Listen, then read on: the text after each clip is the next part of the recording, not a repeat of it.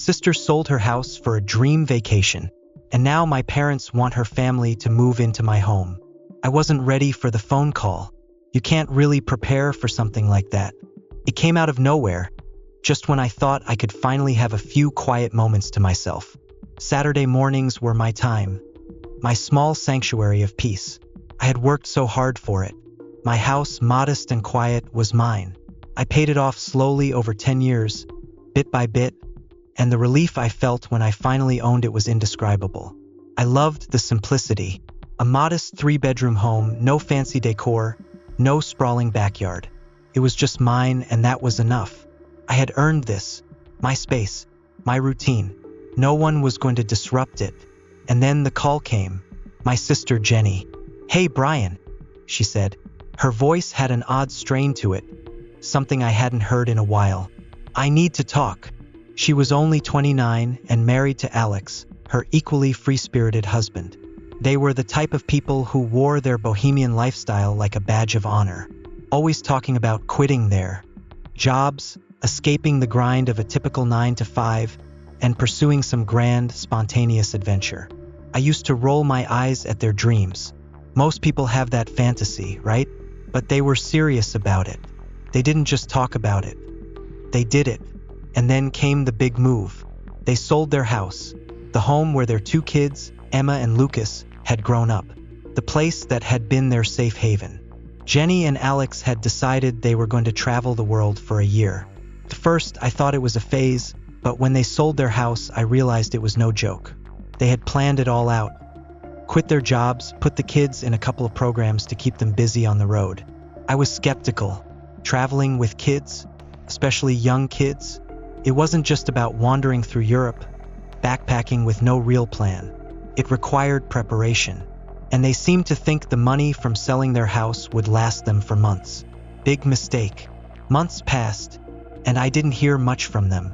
Just the occasional social media update about how great life was. Pictures of exotic foods, beaches, the kind of stuff you'd expect from those who are constantly chasing the next adventure. But then the call. Jenny sounded different. Her usual bubbly tone was gone. She was stressed, frantic even. And that's when she told me, "We blew through our money. I don't know how it happened, but we're broke. We need help." I felt a cold wave of realization wash over me. Traveling the world wasn't as glamorous as they had thought. I tried not to sound too judgmental, but the words barely escaped my lips. "You've got 2 kids, Jenny. How did you think this was going to work?" She didn't answer. Instead, she asked something I never expected. "Can we stay with you, Brian? Just for a while. We don't have anywhere else to go." I didn't even know how to respond at first. I'd spent 10 years building a life in this small home. It wasn't perfect, but it was mine. The idea of giving up my space for Jenny, Alex, and their 2 kids, especially when they had created this mess, made me feel sick. But I couldn't say no outright. They were family. But then, Jenny dropped the bomb. "We don't want to pay rent. We just need a place to crash while we figure things out." That's when I snapped back to reality. This wasn't a simple request. They weren't looking for help. They were looking for a free ride. I tried to keep calm. "Jenny, I can't.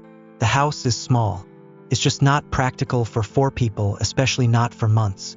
I can help you find a rental or pitch in for a few months, but I can't have you here indefinitely." She was silent for a moment, and then it came. "Brian, you're being selfish. This is what family does. We help each other out." Her words hit hard, harder than I expected. But I held my ground. "This is my life, Jenny. I can't just let you walk into my home and disrupt everything I've worked for. It's not about being selfish. It's about boundaries." And that's when the argument began. I wasn't prepared for the storm that was about to hit. I thought I had set a clear boundary, one that would be respected. I thought I had made myself clear. But then Jenny and Alex showed up. No warning, no heads up, just a knock on the door. It was a Saturday morning, and I had just finished making my coffee. I had planned on enjoying the quiet, maybe even binge-watching some shows, but that was no longer an option. When I opened the door, I didn't just see my sister. I saw her whole family, standing there with that look on their faces. The one that says, We know what we want, and we're not leaving without it. Jenny was the first to speak as usual. "Hey, Brian," she said, her voice unervingly cheerful. She started with small talk, asking how I was doing, how work was going. But I could tell. I could feel it in my gut. She wasn't here just for a chat. This wasn't a friendly visit. Alex stood behind her, the usually calm and quiet one. But today there was tension in his posture. His arms were crossed over his chest, and his eyes darted around the house like a man looking for a place to hide. The kids, Emma and Lucas, clung to Jenny's legs, their innocent faces unaware of the drama unfolding around them. Finally, after what seemed like forever, Alex cleared his throat. "Brian, we've been thinking," he began, sounding almost defeated. "We know you said this wouldn't work, but we really think it can. It's just 10 months and we won't be any trouble. The kids will stay out of your way, we'll clean up, and we'll keep things low-key." The audacity. I felt my blood start to boil. Did they honestly think they could waltz in here and disrupt my life for 10 months without any consequences? And they were still talking about how they'd keep everything in order. "Look, I'm really not sure this is a good idea," I said, trying to remain calm. "I've told you before, this house isn't big enough for all of you. Plus, I've got my own routine. I can't just put everything on pause because you two didn't plan ahead." Jenny's face, once hopeful, turned to stone. She crossed her arms, her mouth tightening in frustration. "Are you serious?" she snapped, her voice rising. "We're family, Brian. Family helps each other out, and you're telling me no?" I tried to maintain my composure. "It's not about being selfish, Jenny. I'm just telling you that I can't do it. You sold your house. You made this choice, and now you're asking me to clean up the mess." Jenny didn't want to hear it. She wasn't backing down. "We wouldn't be asking if we had another option," she said, her voice almost pleading. "You've got all this space. It's just you. Why can't we stay? You don't understand what it's like to struggle. We just need a roof over our heads until we can figure things out." I felt the weight of guilt creeping in. It wasn't Emma and Lucas's fault that their parents had made such a reckless decision, but I couldn't let that guilt cloud my judgment. I had to stand firm. "No, Jenny, I can't do it. I've offered other solutions, but this is just unreasonable. It's not like you're on the street. You're not homeless. You're just asking for more than I can give." Her eyes flared with anger. She stepped closer to me, her voice now shaking with emotion. "You're unbelievable," she hissed, her face red with fury. "You've got this big house, and you won't help us out? What kind of brother are you?" I could feel my patience slipping away. "It's not about helping, Jenny. It's about boundaries. You made your choices. Now you need to take responsibility." At this point, Alex finally spoke up, his voice louder than before, almost as if he had reached his breaking point too. "You're just going to leave us to rot because you're too comfortable in your little bubble, Brian? We've tried everything. We've run out of options. You're the only one who can help us." I stood there, trying to process the words, feeling the weight of the argument pressing down on me. Their entitlement was overwhelming. I had worked my ass off for this house, and now they were acting like it was theirs for the taking. They had no right to do that. But Jenny wasn't done. She let out a bitter laugh. "You think I'm selfish? I'm out here living my life, taking risks, doing what everyone else is too scared to do. But you, what have you done? You've stuck to your boring little routine, your boring little life." I could feel my blood boil, but I kept my cool. "It's not about being boring, Jenny. It's about responsibility. You can't expect to go on living this reckless, risk-taking lifestyle and then have everyone else clean up after you when it all falls apart." Jenny's face twisted with rage. "You've changed, Brian," she spat, her voice cutting through the air. "You used to be the one who would do anything for family. Now you're just a selfish jerk." At that moment, something in me snapped. "No, Jenny, I'm not changing. I'm just tired of being the one who always has to pick up the pieces for you. You made a mistake, and it's not my responsibility to fix it." She froze, her jaw clenched, eyes filled with disbelief. Without another word, she grabbed the kids and stormed out of my house. Alex followed. throwing me one last angry glare before slamming the door behind them. For a moment, I stood in the silence, the weight of what had just happened sinking in. Part of me felt relieved, but another part of me couldn't shake the feeling that this wasn't over. It was far from it. I thought it was over. I really did. After Jenny stormed out, I figured she'd cool off, realized that she had made a huge mistake, and we'd just go back to our lives. But no, that wasn't the case. The calm before the storm was deceptive. The real battle was only beginning. Started with a phone call from Mom. I could tell the minute I picked up the phone that things were about to get messy. Normally, when Mom called, it was to check in, ask if I had been eating enough vegetables, or make some innocent comment about the weather. But today, her voice was different, concerned, tense. "Brian," she said, her voice lower than usual. "We need to talk about Jenny." And just like that, I knew I was in for it. Jenny, after leaving my house, had gone straight to our parents. She had painted me as the villain in the story.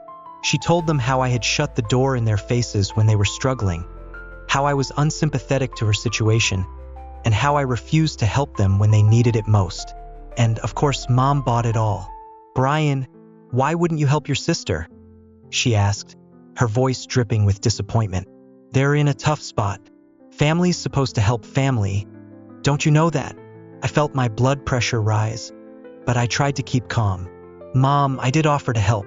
I gave them other options, finding a rental, pitching in money, but they want free rent for 10 months.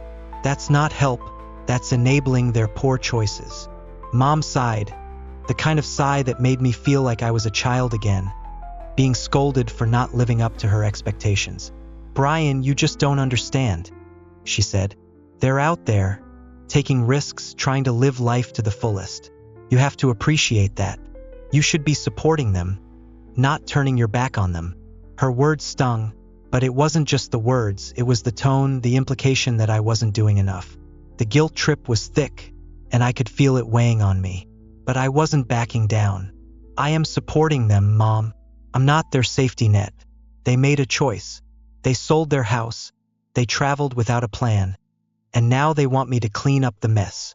I didn't think she was hearing me. She continued, "I understand, but you've got the space. You have to be there for them, Brian. It wouldn't be forever, just long enough to figure things out. 10 months isn't that long in the grand scheme of things." I didn't want to argue with my mother, but I had to stand firm. "I'm sorry, Mom, but no, they need to take responsibility for their actions. It's not my job to fix everything." The conversation ended with Mom's voice strained, trying to find a way to get through to me. I knew she wasn't going to give up, but I had made my decision, or so I thought. The very next day, it wasn't just Mom who came at me. Dad called. Dad wasn't the type to guilt trip. He wasn't about to try and make me feel bad for doing what I thought was right. No, Dad was all about tough love. He got straight to the point. "I hear you've been giving your sister a hard time," he said, his voice low, serious. I felt my chest tighten. "Dad, I've already explained everything," I started. "I'm not going to let them live here. They're asking for too much. I've offered to help in other ways, but this isn't my responsibility." Dad didn't let me finish. "You don't get it," he cut in. "You're the one with the house. You're the one who's in a comfortable position. Jenny's been out there living her life, taking risks. You, on the other hand, have just stayed in your little bubble. You're comfortable, and now you're just going to sit there while they struggle." I felt the weight of his words, and they made me angrier than I expected. "I've worked my ass off for this house, Dad," I said, trying to keep my voice steady. "I don't owe them anything. They chose this path. It's not my fault they're in this mess." But Dad wasn't done. He went on about how I needed to help, how I was failing as a brother by not stepping up. The more he talked, the more I felt like I was being attacked from all sides. They weren't listening to me. "I've always been the responsible one," I muttered, more to myself than to him. "And now I'm the bad guy for sticking to my guns?" Dad fell silent for a moment, and I could tell he was processing my words. Then, with a sigh, he said, "I hope you know what you're doing, Brian." He hung up, and then the floodgates opened. I wasn't ready for what happened next. An hour later, my phone buzzed with a message from a mutual friend, Tom. He was always the reasonable one in the group, so I figured this conversation would go a bit smoother. But no. He'd heard Jenny's side and was already starting to weigh in. "Hey man," Tom texted. "I know you're probably just trying to do the right thing, but it's just 10 months. Family's supposed to help out, you know?" The guilt started creeping in again, but I had to stay strong. I tried to explain my side, how it wasn't just a little favor. They were asking for a huge amount, and I had already offered alternatives. Tom didn't back off. "But come on, Brian, it's just a little while. Don't let it be that big of a deal. They're your family." I felt like the walls were closing in. Everyone was turning on me. I was losing the battle no matter how much I tried to explain. Jenny had managed to twist the story, and now I was the one who was wrong. By the end of the day, my inbox was flooded with messages, all accusing me of being selfish, heartless, and stubborn. Everyone had sided with Jenny. I stared at my phone, feeling a wave of frustration and helplessness wash over me. I had to make them understand. I couldn't avoid it anymore. After a day of getting messages from family and friends alike, twisting the knife with their guilt trips and accusations, I knew things were spiraling out of control. Jenny had gone too far this time. It wasn't just the phone calls anymore. Now it was public. It started with a Facebook post. I woke up to it one morning, scrolling through my feed half asleep, only to see the words that made my stomach turn. "I can't believe my own brother would turn his back on us when we needed him the most." Jenny had written a post about me, about us. She painted a picture of her family on the brink of homelessness, stranded without a place to go, desperately trying to survive in a world that had turned its back on them. She called out certain family members, namely me, for being selfish, for refusing to lend a hand when they were struggling. I wasn't just the villain in this scenario. I was the monster, the cold-hearted brother who couldn't spare a roof for his own family. The comments started pouring in, some with sympathy, some with anger.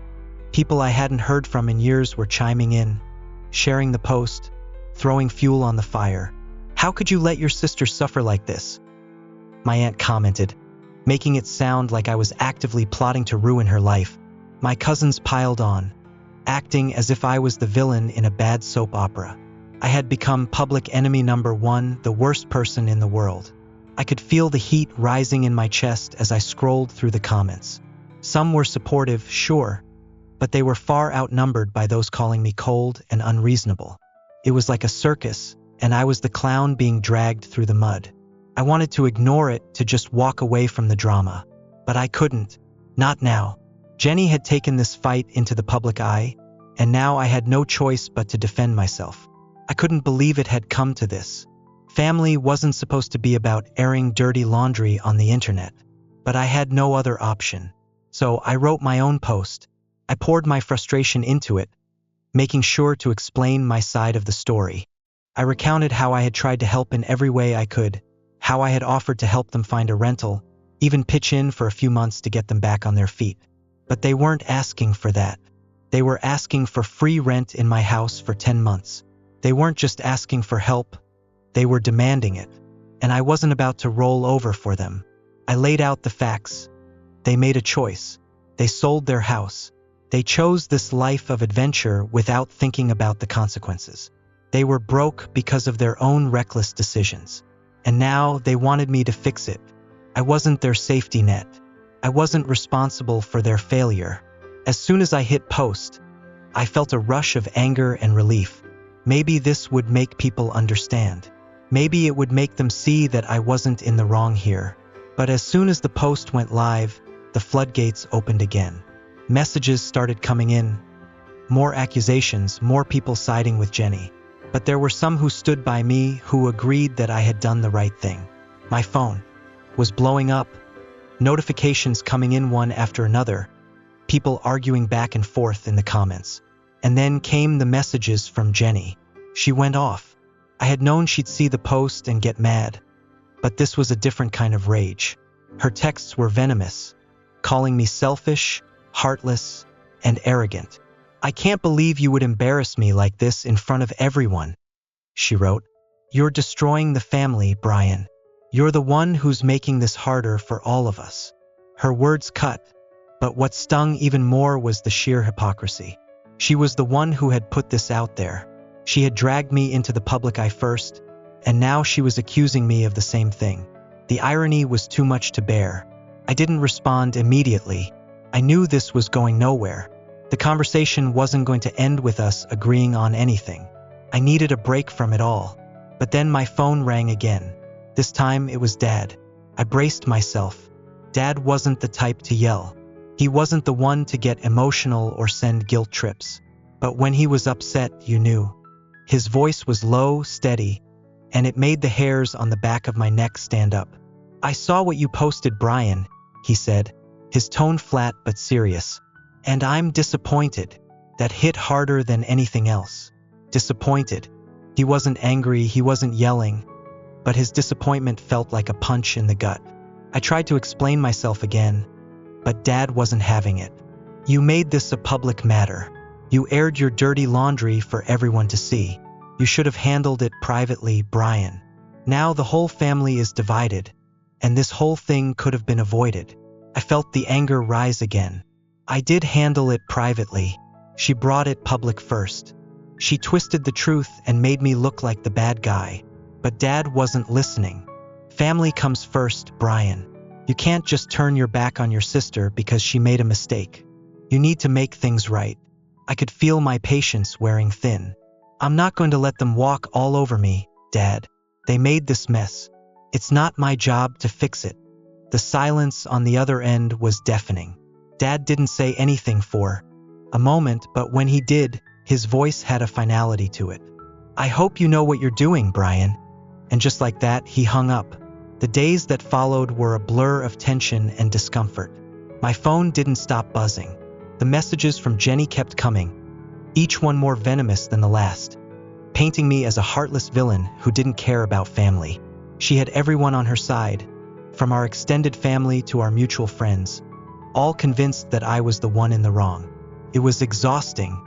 I found myself spiraling, questioning whether I had made the right choice. Maybe I was being too harsh.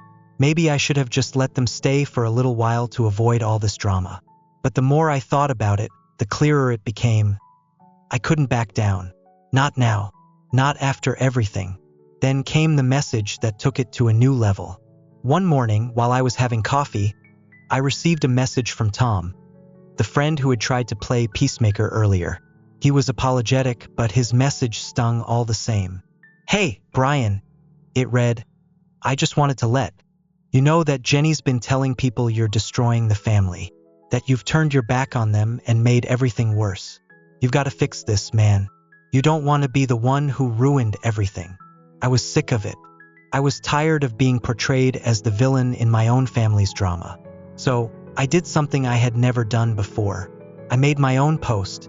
I sat there for hours, carefully crafting a message that laid out everything. I wrote about how I had tried to help Jenny and Alex, how I offered financial help, how I had suggested other solutions, but they had refused. I wasn't about to be manipulated into giving up my space for free, not when they had made a reckless decision to sell their home without thinking about the consequences. I wasn't their safety net. By the time I posted it, my heart was pounding in my chest. I had done it. Now, there was no turning back. The comments started flooding in immediately. Some people supported me, but most of the responses were harsh. People I hadn't spoken to in years were now attacking me, calling me selfish and accusing me of abandoning my family. Jenny had done her work well, but then Jenny messaged me again. Her words were filled with spite, calling me everything from selfish to arrogant. I can't believe you would do this to me, Brian, she typed. You've humiliated me in front of everyone. You're making this worse. You're destroying the family. I stared at the message, the words cutting deeper than I cared to admit. But I wasn't going to let her win. You left me no choice, Jenny, I typed back. You brought this into the public eye. I've had enough. I'm not apologizing for standing my ground. You made your choices, and now you have to deal with the consequences. The response I got back was chilling. She blocked me, just like that. Blocked. It was the kind of petty move that seemed to seal the fate of our relationship. I wasn't done yet. Dad called again a few days later. I was expecting it. This time, his voice wasn't angry, but there was a quiet disappointment lingering in his words. "I saw the post, Brian," he said, "and I'm worried. I've seen the fallout. I don't know if this is the right move." I didn't hesitate. "Dad, I'm not going to let them walk all over me. They made their choice. I can't be the one to fix it for them. I've already done what I can." He didn't argue, but I could tell he wasn't happy. "I just hope you understand what you're doing. Sometimes you need to make things right, even when it's hard." "I'm not wrong here, Dad. I know it's hard, but I can't keep enabling them. They need to face the consequences of their actions." There was a long pause before Dad finally said, "I hope you know what you're doing, son." And then the call ended. I sat there for a long time, staring at my phone. It felt like the world was against me. But deep down, I knew I had made the right choice. I had set a boundary. And despite how painful it was, I wasn't going to let guilt, manipulation, or family pressure change that. For the next few weeks, things were quiet. Jenny remained blocked, and my parents weren't exactly talking to me either. The air felt heavy with the unspoken tension. It was like we were all waiting for the other to make the next move. But I wasn't going to make the first move. Eventually, I realized something important. Standing my ground was the hardest thing I'd ever done, but it was also the right thing. I couldn't let my life be dictated by someone else's mistakes. My house, my peace, my routine, they were mine to protect. Maybe things wouldn't go back to how they were before. Maybe my relationship with my family would never be the same again. But at least I knew that I had made the right choice for me, no matter how hard it was. And honestly, that peace was worth more than any family drama. This experience taught me the importance of boundaries. Sometimes, setting them means standing firm even when your family doesn't agree. It's not about being selfish.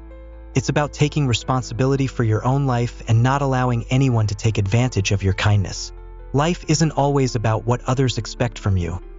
It's about living authentically and maintaining your own peace. To all my viewers, what would you have done in this situation? Do you think I handled it well? Let me know in the comments, and don't forget to subscribe for more stories like this.